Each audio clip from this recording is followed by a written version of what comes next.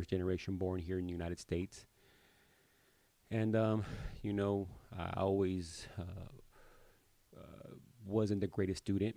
All right, so let's just talk about the education portion of it, right? This traditional schooling. I wasn't the greatest. I wasn't a straight A student. I wasn't even a good student at all. I think I always liked freedom. I always liked, playing. Wasn't never a professional of anything. I was just playing any sport, in the street ball, street football, soccer, baseball.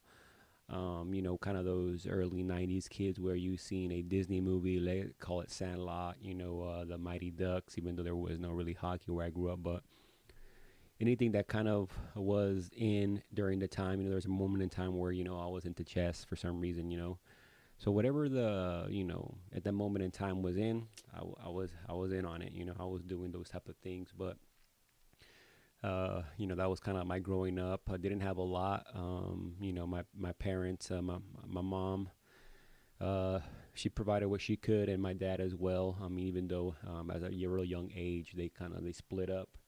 But I kind of grew up moving back and forth from my mom's and my dad's, and school wasn't really a something I excelled at.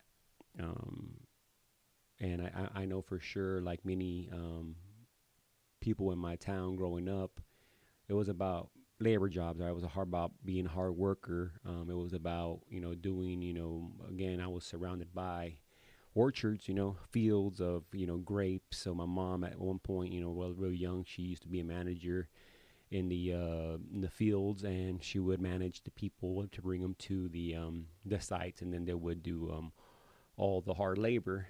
So around where I grew up, hard labor was kind of the key, right? So there wasn't really nobody there to teach you like this is how you go to college, or I don't think in the moment in time where I grew up, family members or friends that I grew up with went to go to college, right? So I just didn't know that.